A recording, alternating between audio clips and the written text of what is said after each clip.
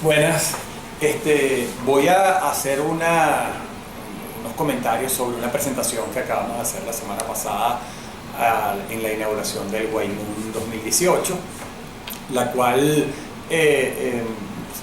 versa sobre cuáles son los retos de la llamada generación Z o generación virtual. Hace unos años, luego de la Segunda Guerra Mundial, se empezó a hablar de una generación que se llamó la generación Baby Boom, que es la generación que vino justo después de la bomba atómica, y esa generación rompió ciertas estructuras, personas que nacieron un poco después del 44, 45, y llegó más o menos hasta el año 65. A partir del año 65 hasta el año 1982 se habla de la generación X. Esa es una generación que causó grandes cambios en nuestra sociedad. Es la generación de la paz, por ejemplo.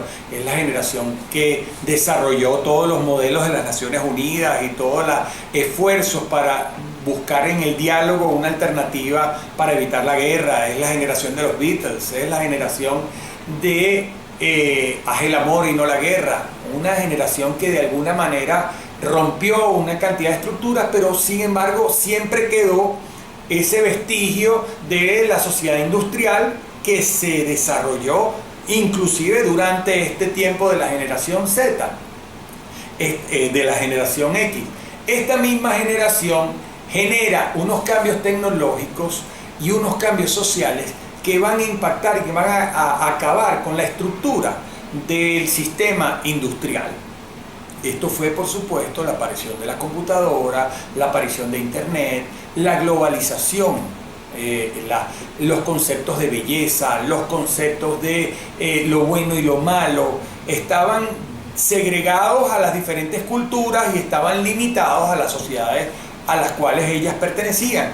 Sin embargo, esta generación X expone esas culturas a todos, y vemos desde cómo Baywatch cambió los conceptos de belleza de las personas y cómo cada una de esas invenciones, la globalización de la televisión, etcétera, cambia a una generación que a partir que empieza a nacer en más o menos en 1982 hasta 1995, la cual se llamó la generación Y o la generación Y. También la llamaron los millennials. Eran personas que nacen entre estas fechas y que en los principios del año 2000 cambian también las estructuras. Fue una generación, por ejemplo, en que nace sobre o desarrolla las redes sociales y cambia la manera de comunicarse. Los celulares entran dentro de las sociedades, las redes sociales, Facebook entra dentro de la familia y pasa a ser quizás el país más grande del mundo. La cultura alrededor de Facebook empezó a permear en países que antes no habían pensado nunca en términos y en cosas que este mundo de Internet y este mundo de las redes sociales afectó, desde la primavera árabe hasta muchísimas cosas suceden en los países. Es una generación del selfie, es una generación de una exaltación de la belleza personal, del gusto por satisfacer tus necesidades.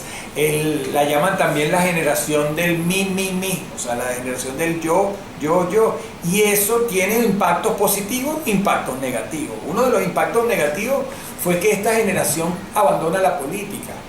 Piensa que la política es producto de la corrupción y que la política genera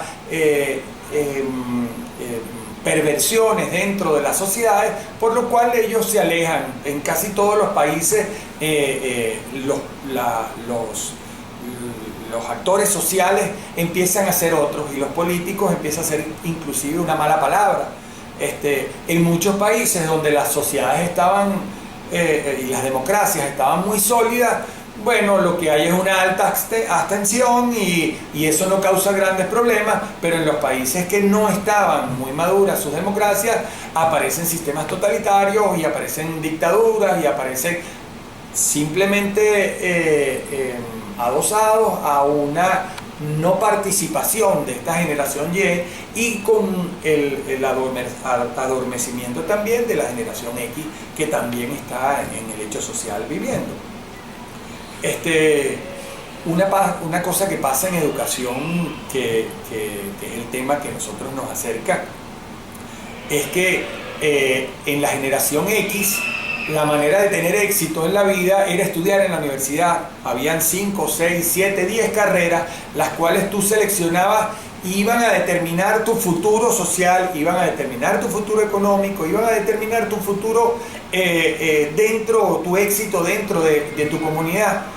En la generación Y comienza lo que se llama la era digital, y la era digital empieza a sustituir algunos trabajos que antes eran trabajos bien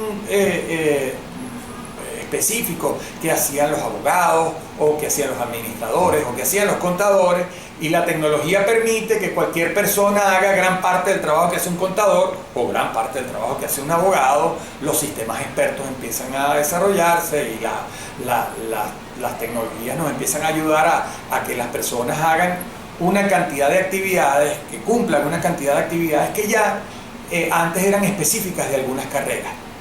Y eso hace que la universidad pase a ser un elemento no tan importante para esa escalada social, sino que empieza la sociedad digital a exigir que las personas tengan talentos especiales para algunas cosas.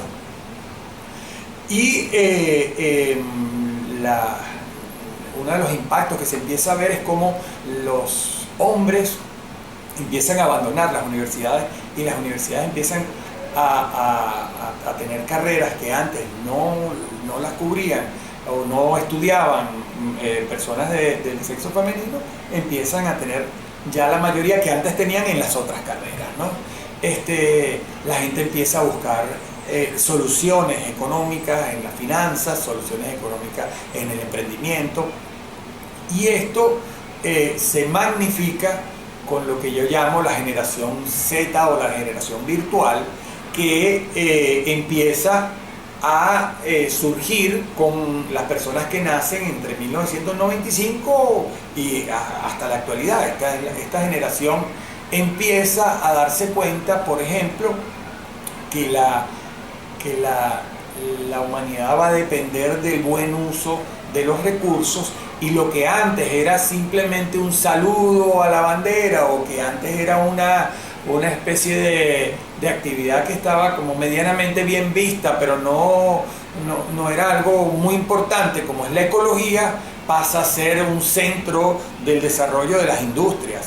O sea, no hay industria que no se dé cuenta que su impacto en la comunidad va a ser muy, muy importante, y la responsabilidad social, el aporte al medio ambiente, la incorporación de la comunidad en la toma de decisiones empieza a ser fundamental.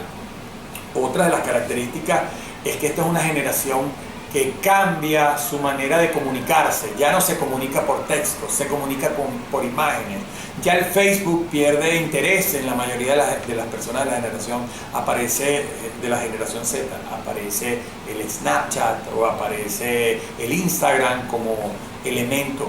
La televisión, que fue algo que los baby boomers e inclusive la generación X estaba sumamente preocupada porque iba a aplastar la educación formal y la escuela, deja de ser un elemento importante, y las investigaciones demuestran cómo la generación Z pasa mucho más tiempo en las redes sociales que el tiempo que pasa viendo televisión.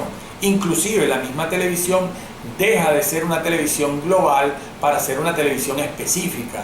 Vemos como DirecTV, que empieza, y las grandes televisoras por cable que dominan en la generación X y empiezan a decrecer en la generación Y, ya a una persona de la generación Z le importa poco. Netflix qué es una televisión directa, qué es una manera específica, o YouTube, una manera específica de ver lo que a mí me interesa en la hora que a mí me interesa, y en el grupo social que yo comparto, pasa a tener una prioridad sobre cualquier otra red. Sin embargo, inclusive con el tipo de manejo de video, la, la generación Z prefiere estar conectado en las redes sociales y ver videos más cortos y ser autor o parte o coautor de esa información que se va a transmitir, bien sea a través de selfies, videos, retos, etcétera, etcétera. Y esta generación entonces cambia la manera de acercarse, por ejemplo, al mercadeo, cambia completamente la publicidad a través de los grandes medios de comunicación a una publicidad directa, a una publicidad que es no manejada por los estados o no controlada por los estados, sino que Twitter, Instagram, Facebook pasan a ser una gran fuente, un gran espacio donde muchos microempresarios se convierten en unas personas súper exitosas. Esta es una generación autónoma, es una generación sumamente exigente, es una generación que entiende que el compromiso social es fundamental, por lo cual dejan de pensar en esos grandes líderes mesiánicos y se entienden ellos como actores del cambio social, y que ellos son capaces de modificar su entorno, y esa modificación va a impactar de alguna manera a la sociedad. Y es por eso que esta nueva generación plantea unos retos que la escuela de alguna manera tiene que entender, porque si no se va a quedar sin espacio para enseñar. El primer reto que yo veo es que es una generación que necesita encontrar su talento. Cada persona, a diferencia de la generación X y quizás de la Y, en donde había unas funciones del ser humano bastante específicas, en este momento quizás los grandes personas exitosas de la sociedad, de la generación Z, son gente que en otra época no hubieran podido aparecer. Por ejemplo, si habláramos de grandes cantantes, vemos que quizás el ídolo de las grandes masas de la generación Z es Justin Bieber, quien no es un gran cantante, pero sí es un gran representante de los medios. Todavía no entiendo claramente cuál es el talento de las Kardashian, pero quizás están transformando la manera como el mundo ve la belleza y cómo el mundo ve las diferentes cosas, y ellas están teniendo un éxito increíble en llevar, en manipular o en orientar a una generación. Vemos personas que su dedicación o su acción laboral es ser un youtuber. Vemos como a PewDiePie, que es una persona que es capaz de tener millones de dólares en ingresos simplemente por recomendar juegos o por recomendar ponerse cosas o comentar sobre ciertas cosas, y la gente lo financia. Vemos cómo YouTube y otras redes sociales consienten y sostienen a estos grandes, que ahora los llaman influencers, o personas que son capaces de mover a las personas a determinada toma de decisiones. Vemos como una niña de 13 años, Maddie Bradshaw, es capaz de utilizar las redes sociales para vender más de 30 millones de dólares en artesanía que ella hace en su casa. Vemos como Malala, una niña que es víctima de las sociedades sectarias que no son capaces de ver los derechos de las mujeres o los derechos de las niñas a estudiar, y cómo su realidad y su atentado se convierte en un movimiento social de las mujeres de determinada religión que no podían acceder a la educación, y cómo ella hoy es un hito en la cultura occidental, y somos capaces de escucharla con el mismo con la misma atención y con el mismo interés que podíamos escuchar a un Mahatma Gandhi o a una persona que en su época tuvo que manejar primero grandísimas masas para poder ser apreciado, y quizá mucho más apreciado en el momento que ya no estaba con nosotros, que esta generación de la inmediatez, que son capaces de hacerse famosos en segundos. Entonces, ese descubrir cuál es tu talento, si tu talento es en las artes o es en el deporte. Vemos cómo los grandes talentosos venezolanos no son ahora científicos, sino son cantantes, Chino y Nacho, o son deportistas, José Altuve, grandes deportistas que ahora hacen su vida y multiplican todos sus recursos simplemente por haber encontrado un talento y desarrollado. Y así cada uno va encontrando espacios para desarrollar el talento. Entonces la escuela tiene que cambiar en la manera como enseña. Ya no puede enseñar a todos de la misma manera, ni enseñar lo mismo, porque si la primera función es que cada uno encuentre su talento, la escuela debe generar miles de actividades diversas para que cada uno tenga la oportunidad en algún momento de entender cuáles son las cosas en las que ellos podrían ser buenos. El segundo aspecto que esta generación Z va a necesitar para tener éxito es cómo convertir ese talento en valor para la comunidad. Digo valor y no digo dinero, porque no sabemos si esta generación Z, el dinero es como nosotros lo conocemos, o tal cual como nosotros lo conocemos, va a ser el elemento diferenciador.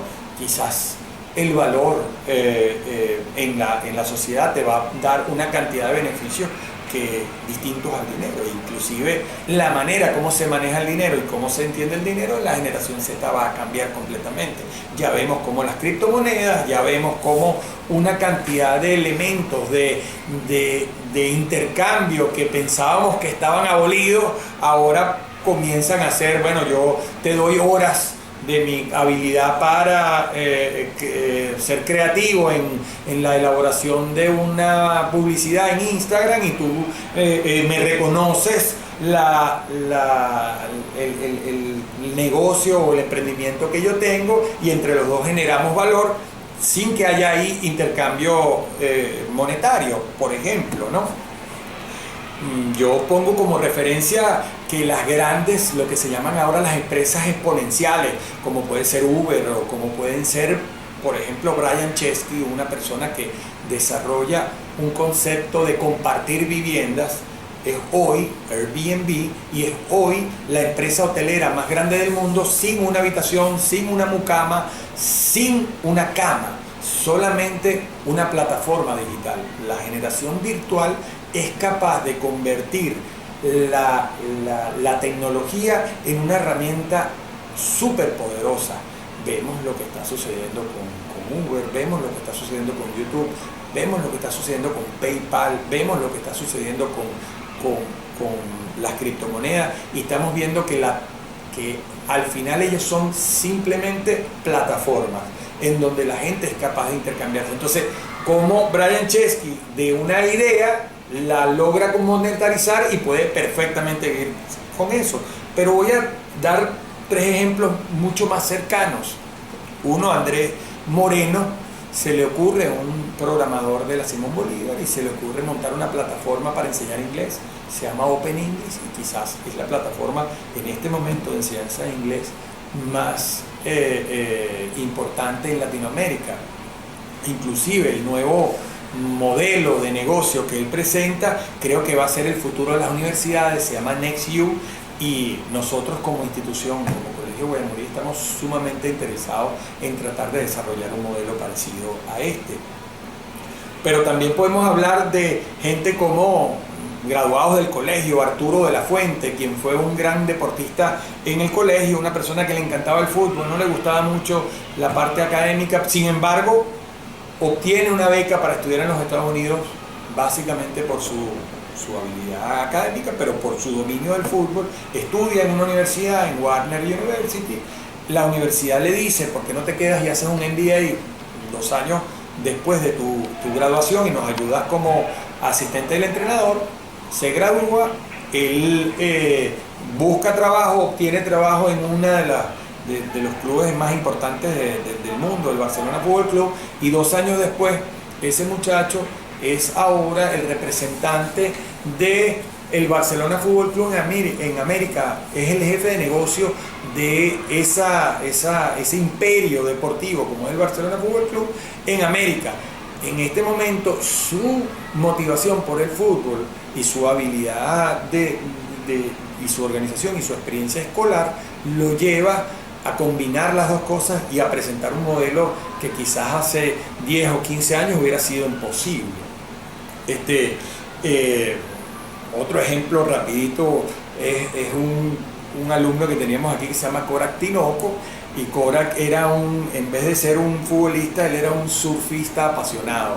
Logró que su papá fuera profesor de surf en el colegio y durante más de 10 años tuvimos nosotros un equipo de surf que competía y que representaba al colegio, y él siguió interesado en esta área y al final termina siendo contratado por una cantidad de empresas como Quicksilver y empresas relacionadas con el surf y revistas para que vaya por el mundo haciendo lo que él le gusta, que es surfear, y tomándose fotos, y bueno, y produce quizás más que lo que pueden producir 10 ingenieros trabajando en Venezuela, ¿no? Entonces, el primer punto es generar talento. El segundo punto, cómo monetarizar o cómo darle valor a ese talento para que pueda ser no tu hobby, sino tu manera de resolver tu vida, de resolver económicamente tu vida. El tercer valor que creo que es fundamental para esta generación y va a ser fundamental para los próximos años es lo que algunos han llamado la empatía. ¿Qué es la empatía? Es la capacidad de ver al otro y ver las necesidades que tiene el otro. Eso fue lo que encontró Brian Chesky cuando monta la plataforma de Airbnb. Él entiende que las personas necesitaban ir a Nueva York y en Nueva York no tenían el dinero para pagar un hotel 5 estrellas, pero querían estar en una habitación decente, no querían estar lejos de la ciudad. Y bueno, y encuentra en ese percibir la necesidad del otro, encuentra una solución.